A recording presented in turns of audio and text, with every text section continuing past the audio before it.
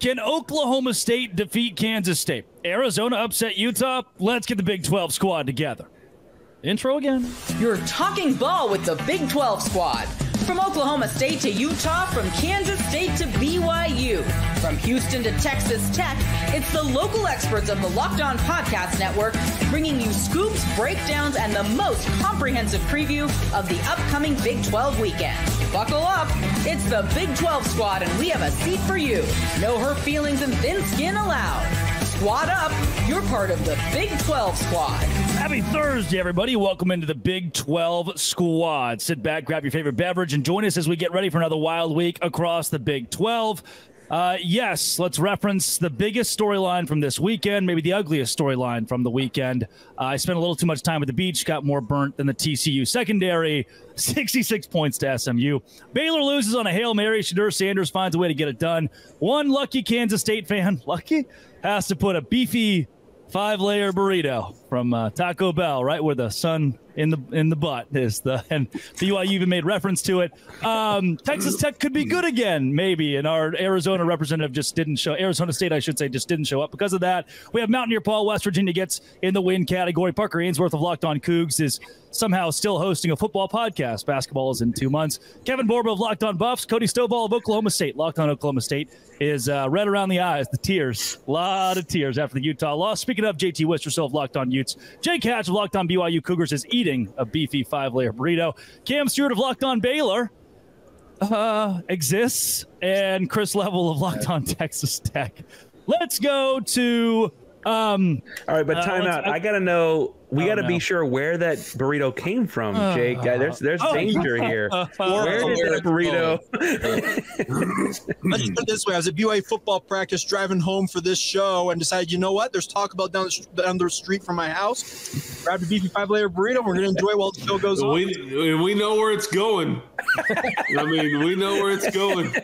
Do you freeze it? How strategically do you unfold it? And I don't know how much strategy you want to get into. I would think it's more malleable, not frozen, but that's not interesting. I heard the cops have confiscated a lot of something that could help that, Jake.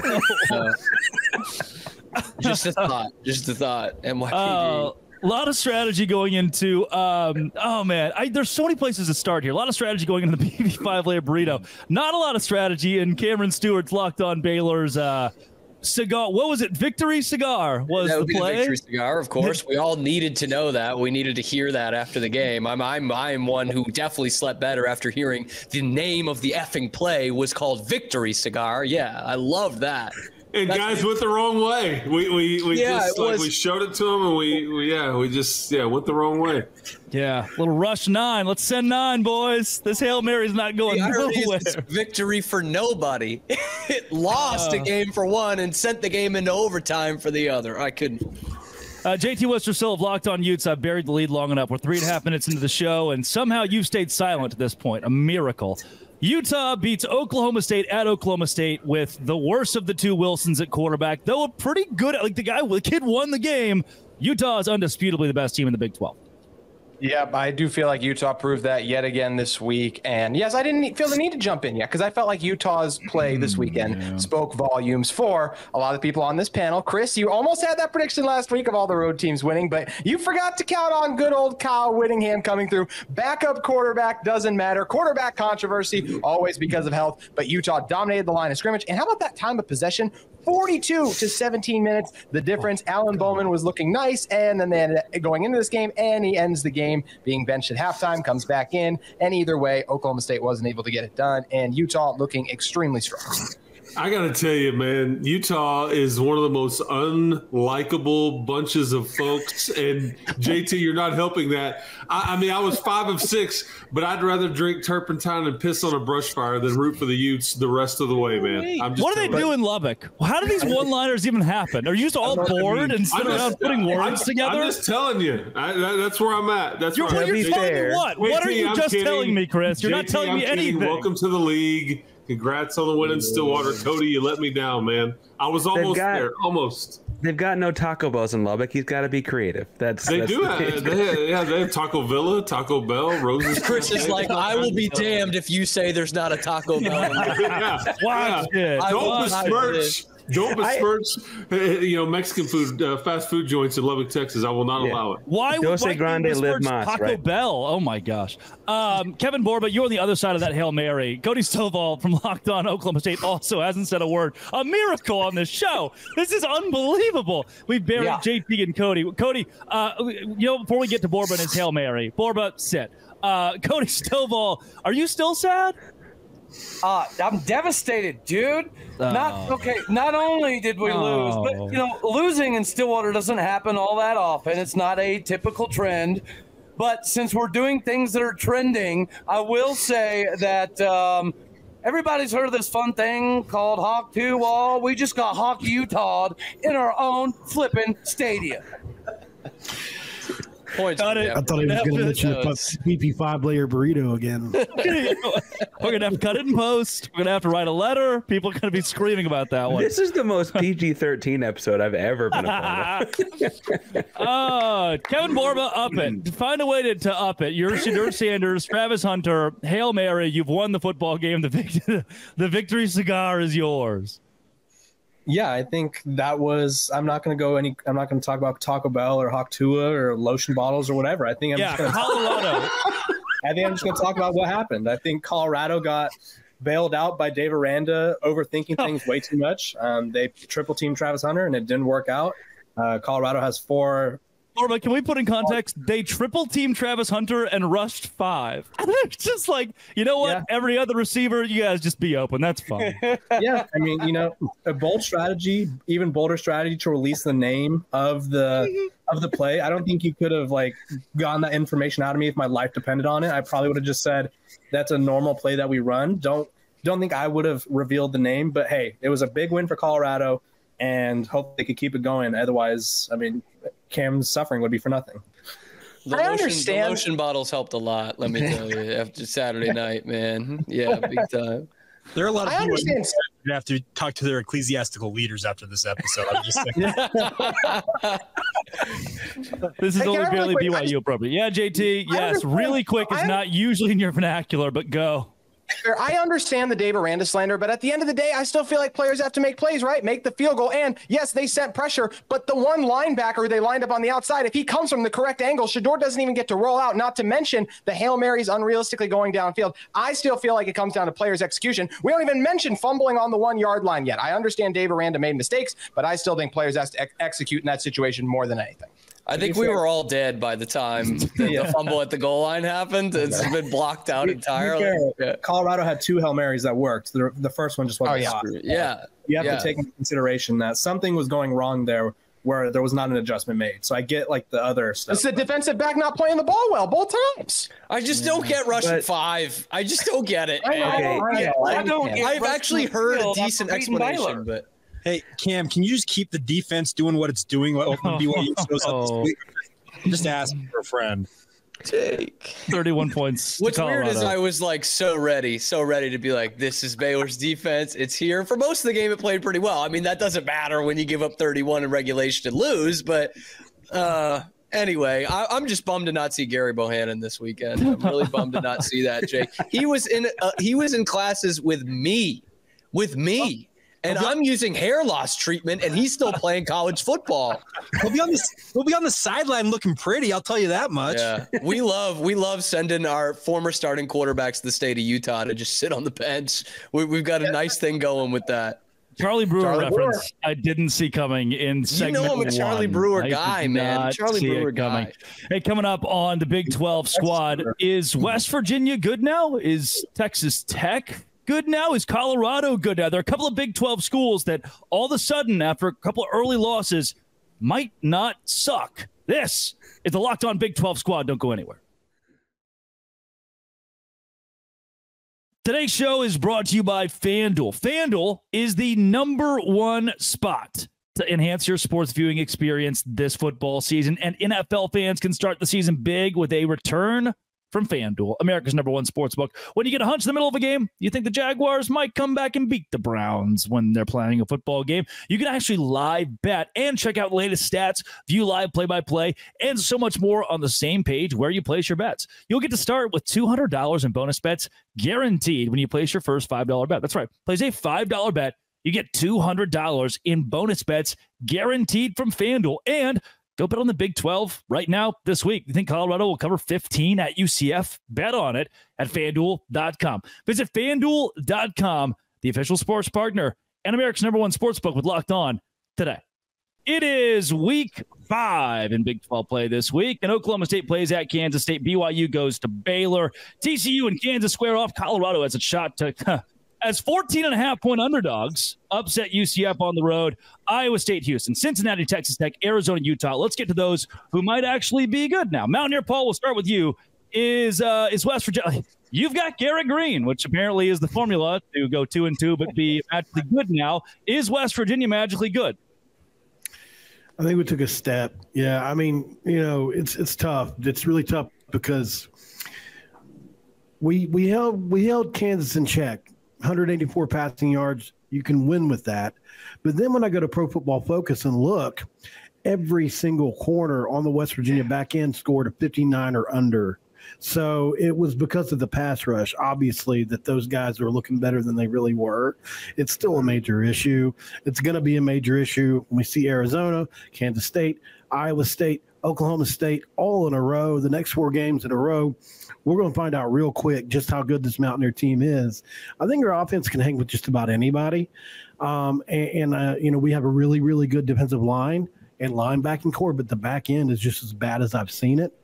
So I think it's a yes and a no. We do have Garrett Green, and we're happy to have him. But I don't know. We're going to find out. I know that for sure. We got a bye week, very much needed. A lot of injuries. So we'll find out. Come on, say it, Paul, like you mean it. We got Garrett Green and you don't. Say it. I know you got one in you, man. Come on. Let it loose. I mean, bow up. Garrett Green. We got Garrett Green and you don't. Anybody else? Yeah. Say it like Garrett Green says it in the mirror every morning. Because Garrett Green says that exact same sentence very proudly. Hold on. Is that Parker Ainsworth? Hey. Green wakes up every day to piss. And you have Donovan Smith and we don't. Yeah. Hey, Parker. Garrett Green is one of 2 Big 12 quarterbacks we beat last year. We're all right. We're okay. Parker, you're well on your way to the number. He scored the game-winning touchdown. It wasn't Garrett. It was this random Hail Mary that the West Virginia secondary broke down on. Parker, you're well on your way to the number 1 overall pick. Back to the Hail Mary again. Very nice, Parker. You're going to get that's we're tanking. Tank for 2 or whatever, right? Take it back to pick. Yes. Tank for 2.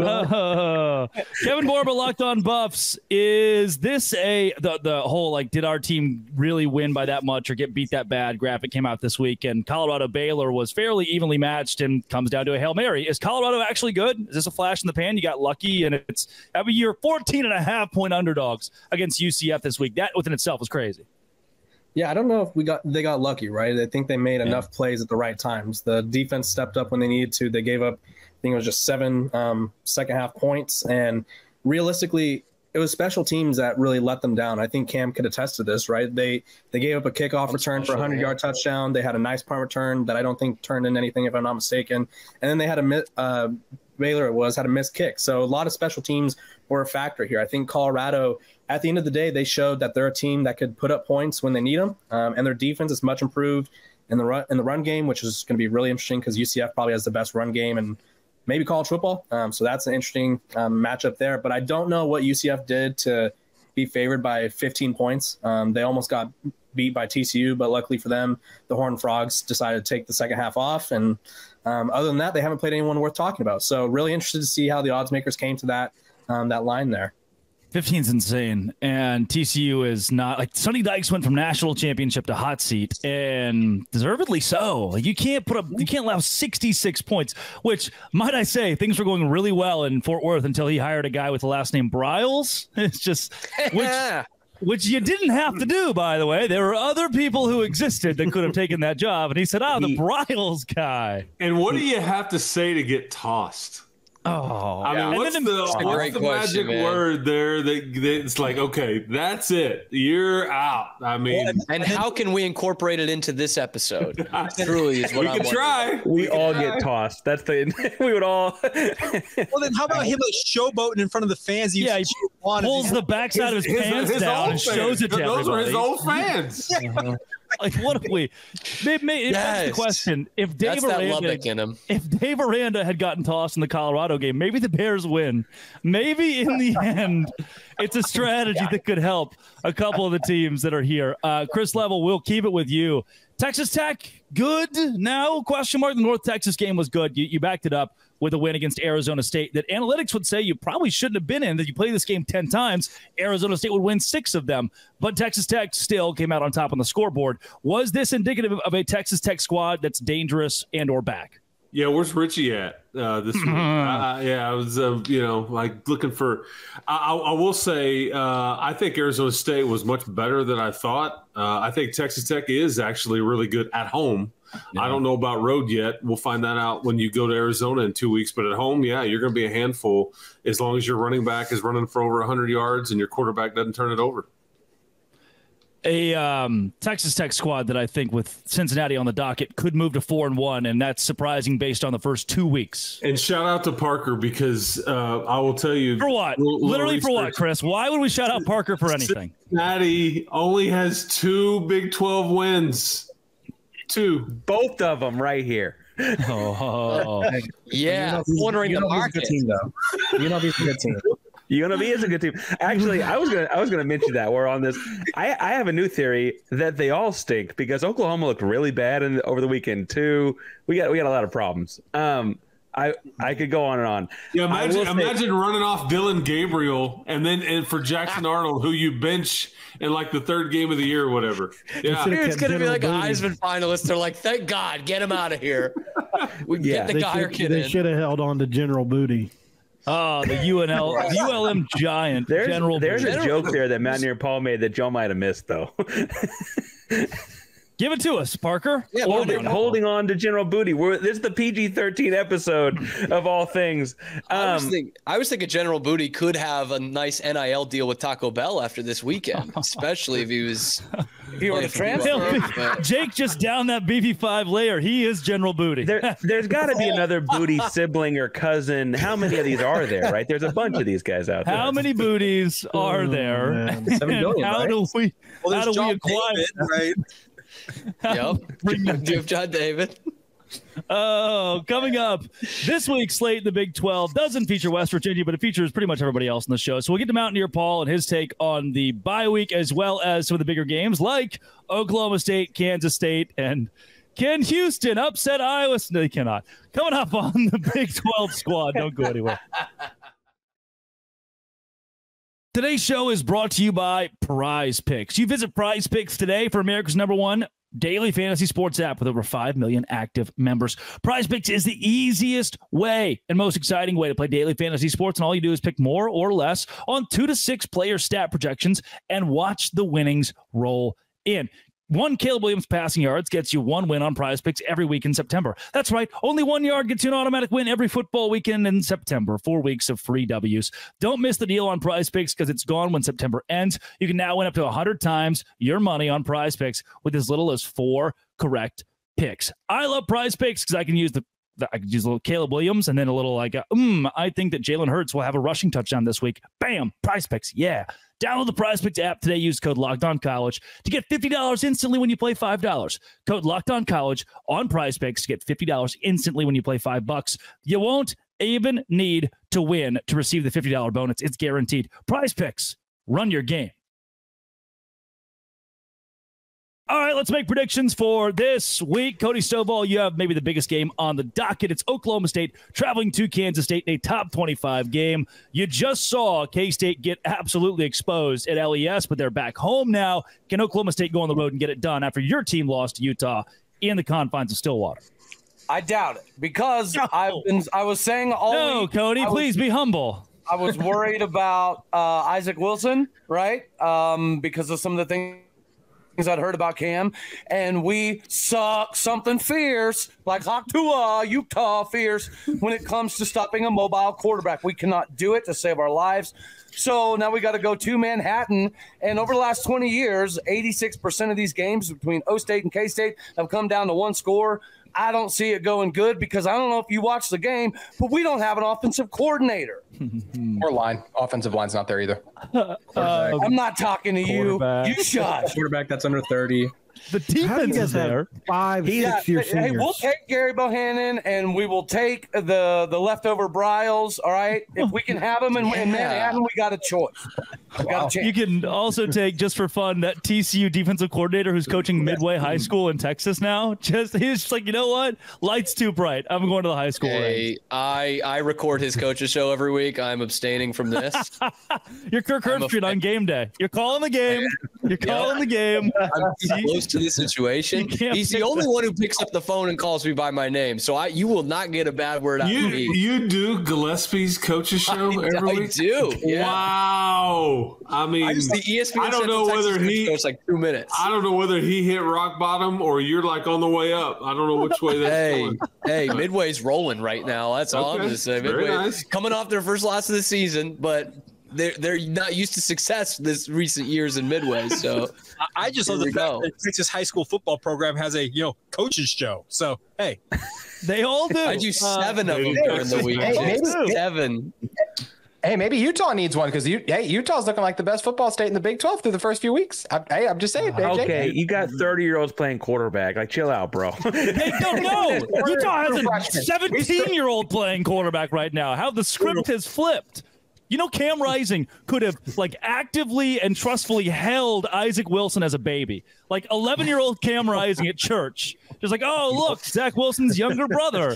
And they're on the same roster. Cam Rising's older than I am. We graduated the same year. He is. I think we should find out how many quarterback tandems in the Big 12 could one have babysat the other. I think you would get a surprising amount, actually. Yeah, he's in there. We got UCF too, right? So we could really. That's 3 already. That's top of the head. We count Bowman. Retzlaff's not a Mormon. He's not going on a mission. So Bohannon could have done that. You know what I mean? He's a kid. Leave the self-proclaimed BYU Jew alone, okay? BYU Jews. I love it. Great. Man. The Jewish community was out and about at Lavelle Edwards taking pictures post game with Jake Retzlaff. His rabbi, there's a rabbi in Utah County. This is great. Hell yes. Yeah. So by the way, shout out to Chaim Zippel. He's the rabbi of Utah County. So hey, there you go. There we go. Jake, let's go to you next on your game in Waco this week. Yeah. We have talked about from lotion bottles to BB5 layers to Hawk Tua. There is an 11-year-old BYU fan listening right now who's got a lot of questions. I mean, a lot of questions. I'm telling you, man. No. And don't my Google. question don't Google it. Don't Google any of them. Don't Google any of this. Yeah. Can BYU win in Waco? Yeah, they can. The issue is, can they sustain offense? This is a running game that is going to be down. LJ Martin, Kalani Sitake already said that he's not playing this week. They're going to hold out until after the bye week to hopefully get him back. The good news is they got a guy by the name of Sione Moa, the 5th-string running back coming into the season, broke out against Kansas State. And anybody who saw that final touchdown run, I think he shed the entire Kansas State defense as he rumbled into the end zone. So they can sustain some offense. I think the defense will do its part. We'll just see if Jake Retzlaff and the rest of the BYU offense can answer the bell. Cam, Dave Aranda has at least one more week in Waco. Will he use it to win? I don't know. Sure. Sure, man. I haven't even really thought about this game yet.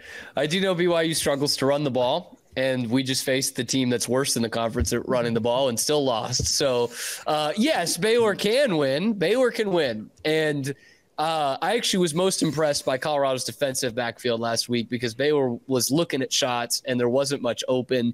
Obviously, Travis Hunter is Travis Hunter, but a couple other guys on the field played some pretty good games too in that defensive backfield. So I think if Baylor has the mindset to take some shots, I think it will help. But in a game between Baylor and BYU, I don't think there are any shots taken. Well, Cam, is he really that much on the hot seat? Like legitimately, if he were to lose this game, is that? I mean, would they do that in the next couple weeks? This is a good question. I addressed it on Locked On Baylor Wednesday's episode. Because RG3 put out this impassioned defense of you can't fire Dave Aranda. What? And I'm like, wait a minute. Whoa. Oh my gosh. He wasn't any more fired than he was 5 days ago. I don't think that loss really did anything. I mean, this is a guy who just lasted a 3-9 year. They're not firing him after they fall to 2-2. So it's one of those where you look at and you're like, how does a coach get through this? But I don't think that's being determined this month or next month or maybe even the month after. They were 1-4. Maybe that's a different story. But no, I don't think he's fired after this game. And I think it's knowing Baylor, it's going to happen at the end of the season, whatever the decision. I've got some hope for you, Cam. Yeah. BYU in their last 14-day games. You know what their record is? 2-12. There you go. So BYU, there's something maybe I have researched during the day and at night. So we'll see how it goes. Oh yeah, we're gonna bring the daytime to you, man. We are going to bring the sun, brother. 11 a.m. Get ready for it. 10 a.m. Mountain Time. We're using the day game and the circadian rhythm to our advantage. I cannot wait for this. They got to wait for Texas State season to finish before they can hire their next coach. GJ Kinney. It's crazy we're talking about the future TCU coach as if he would go to Baylor, but there's always that would be peak Baylor. Kinney goes there and brings them back. Colorado this week gets UCF Borba. Are you going to win as 15-point underdogs in Orlando? I don't think so. I think Colorado has a tough matchup here. Realistically, if they didn't have KJ Jefferson, I would like their odds a little bit better. But Colorado has struggled against quarterbacks who can run, and he's often been compared to a poor man's version of Cam Newton. And so he's kind of a dynamic threat. And they also happen to have RJ Harvey, who is probably the best running back in the Big 12 right now. And so it'll be a really true test for Colorado's run defense. They have improved a lot. Last year, they were the worst in college football. This year, they're not as bad. They're actually serviceable, which is a very big step up for them. But this is going to be a really, really tough matchup for them. And I still don't get where the 15 points come from. But if they do win, that's where Deion Sanders wants to recruit from. So he will have there's going to be a lot of players taking random visits to UCF this weekend. I can tell you that. Okay, can I find out how UCF got Colorado, BYU, and Utah to have to go to Orlando this year? Like, what did they do to the scheduling to get all four of the mountain? It's the mouse, man. In Orlando, the mouse. It busted it. Did love the poor man's Cam Newton. It's like I would say that KJ Jefferson is Cam Newton. If Cam Newton's right arm was severed off in a horrific accident, then yes, one and the same. Mountaineer Paul, you got a bye week. Anything you can do to win the bye week? Your team could use it. We've got Garrett Green. That's it. That's all I need. Yeah, I think we can do a couple things for sure. We need to heal up. I don't know if anybody got a chance to see that Kansas game at all. We had probably 6 or 7 injuries in the span of 10 minutes, legitimately. None of them were really bad. We did have one guy go out on a stretcher, couldn't feel anything. That was a really scary moment. So we really just need to heal. Nobody's played a tougher schedule than us, really, to start the year. Pitt's way better than we thought they were going to be. Penn State is a tough out, right, any day of the week. We played an Albany team that was in the FCS final last year, really tough FCS out. And then Kansas came in with a really good defense, physical team, 2 really good corners. So we've been beaten up. So we really need this. So I think it just healing up on the bye week is going to be what the Mountaineers need to do. And we're excited about that. And how do we go down 10 at Pitt to lose the game or up 10 at Pitt to lose the game, down 11 against Kansas to win the game? I don't know. Hopefully that goes back to normal this coming week. West Virginia with a chance to reset. JT Westersill, 30 seconds, because it's Arizona, but they don't seem to be as dangerous as we once thought. Will Utah struggle at all? I don't think this is going to end up being too much of a game. I think going into the year, I was more scared of this matchup than it turned out being. But like you mentioned, Arizona nearly lost to Northern Arizona. So this is a Utah team. Jake mentioned BYU's record in day games. Utah's lost 1 true home game since 2019. That was Bo Nix's Oregon's team last year. This Arizona team is Fafita and McMillan. Kyle Whittingham and this Utah defense are going to be fired up. They're going to shut this team down. Also, I know we're giving Harvey his love. Do you guys know Mekhi Bernard, Utah's running back, actually leads the Big 12 in rushing yards? I know I'm very popular, so I had to throw that out there just to there he is. Is he the one who flipped off the fans? I thought that was kind of funny, actually. Well, here's the whoever thing. It was on the exercise bike. Yeah. Okay, well, here's the thing, JT. Arizona, they ran it up on Utah last year, and Kyle Whittingham he's made very thinly veiled, essentially, threats that he's going to run it up on Arizona given the opportunity. That can make it a little more fun. He could not hide his smile about talking about how well Kansas State ran the ball on Arizona. He is so excited to really try and take it to the Wildcats, even though a lot of the pieces obviously from that team and those decisions aren't even there. Utah does not care. Dorian Singer's going deep with like 30 seconds to go. I'll just say that. Yeah. Utah football has recently announced a matchup in 2029 with Weber State. Cam Rising is questionable with an abdominal strain. So you guys know. Hey, that will be Weber State will be in the Pac-12 by then, so that might not be a bad matchup. Honestly, if things keep going the way they are, Baylor and Houston will join them, and that will be a very fun reunion out there. With that same Northern Arizona team we just mentioned. Yeah. Yes. Parker Ainsworth. 30 seconds for you. Houston hosts Iowa State. Is there literally anything you can do? So I will say Houston wants to do the kinds of things that Iowa does well, and Iowa gave Iowa State all they could handle. The difference, I think, is that Iowa might have 5 pro offensive linemen and we might have 1. And I think that that's a stark difference. But I do think, like, if styles make fights, they want to do the kinds of things that have given Iowa State problems. It's a 13.5-point underdog right now. It feels like a lot of points for it could be a low-scoring game. Yeah. What's an NFL offensive lineman feel like, by the way? We had one last year too, right? I will say, so we beat Baylor a year ago and still felt so bad about it. We fired our coach, and you brought Aranda back. What did you expect was going to happen? Yeah, I get that. Don't worry, Parker. I think Mac Rhodes might get Chris Pesmond at the end of this year as well. There's a chance that we fired him too. That was a Mac Rhodes inside job. He wanted to make the old job look good. I get that. That's classy. That's respect. Right Chris, there. I do think Pesman and Rhodes might be they're friends, and they might be sharing a meal together soon with their camaraderie and something that will be very similar amongst the two. Chris Level, Texas Tech, Cincinnati. You're only a 3-point favorite. 30 seconds. Will the Red Raiders win?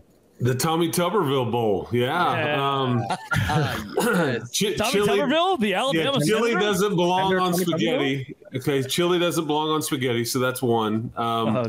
Shout out to Houston for providing Cincinnati the welcome mat to the Big 12 with some conference wins. But yeah, they haven't even played a game really outside of their city yet. I think this is a night game. It's sold out. They are very good at running back. I think Sorsby has been better than they would have thought. They've installed the Iowa State defensive scheme, but I just think it's too much Texas Tech at home. So I would lay the 3 and take the Red Raiders. That is going to do it for the longest, but probably the most entertaining and maybe raunchiest. Let's see how much I have to edit out of this one. Big 12 Squad episode. Follow and subscribe to your favorite Big 12 Squad show. We'll be covering your favorite team every day throughout the season. And don't forget, I'll have you covered on the entire conference every day with Locked On Big 12. Part of the Locked On Podcast Network, your team every day. This has been the Dos Grande Squad.